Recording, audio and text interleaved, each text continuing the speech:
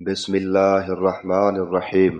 حذیفہ بن یمان رضی اللہ عنہ سے روایت ہے، وہ بیان کرتے تھے کہ دوسرے صحابہ کرام تو رسول اللہ صلی اللہ علیہ وآلہ وسلم سے خیر کے متعلق سوال کیا کرتے تھے، لیکن میں شر کے بارے میں پوچھتا تھا اس خوف سے کہ کہیں میں ان میں نہ پھنس جاؤں۔ تو میں نے ایک مرتبہ رسول کریم صلی اللہ علیہ وآلہ وسلم سے سوال کیا، یا رسول اللہ، ہم جہلیت اور شر کے زمانے میں تھے، پھر اللہ تعالیٰ نے ہمیں یہ خیر و برکت اسلام کی عطا فرمائی، اب کیا اس خیر کے بعد پھر شر کا کوئی زمانہ آئے گا؟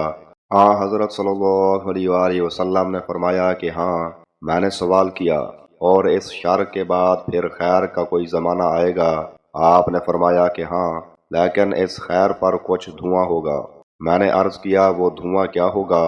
آپ نے جواب دیا کہ ایسے لوگ پیدا ہوں گے جو میری سنت اور طریقے کے علاوہ دوسرے طریقے اختیار کریں گے، ان میں کوئی بات اچھی ہوگی کوئی بری۔ میں نے سوال کیا، کیا اس خیر کے بعد پھر شر کا کوئی زمانہ آئے گا؟ حضرت صلی اللہ علیہ وآلہ وسلم نے فرمایا کہ ہاں، جہنم کے دروازوں کی طرح بلانے والے پیدا ہوں گے، جو ان کی بات قبول کرے گا اسے وہ جہنم میں جھونک دیں گے۔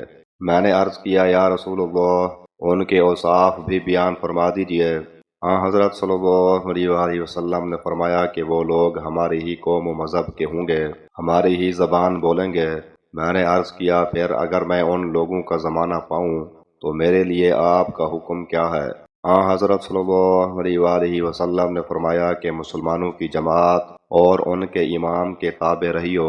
میں نے عرض کیا، اگر مسلمانوں کی کوئی جماعت نہ ہو اور نہ ان کا کوئی امام ہو؟ آپ نے فرمایا، پھر ان تمام فرقوں سے اپنے کو الگ رکھنا، اگرچہ تجھے اس کے لیے کسی درخت کی جڑ چبانی پڑے، یہاں تک کہ تیری موت آ جائے، اور تو اسی حالت پر ہو تو یہ تیرے حق میں ان کی صحبت میں رہنے سے بہتر ہوگا۔ صحیح بخاری حدیث نمبر 3606۔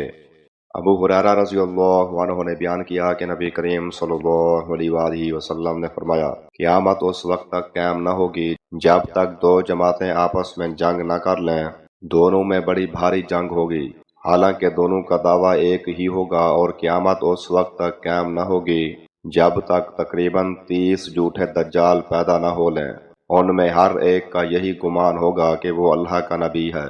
صحیح بخاری حدیث نمبر 3609۔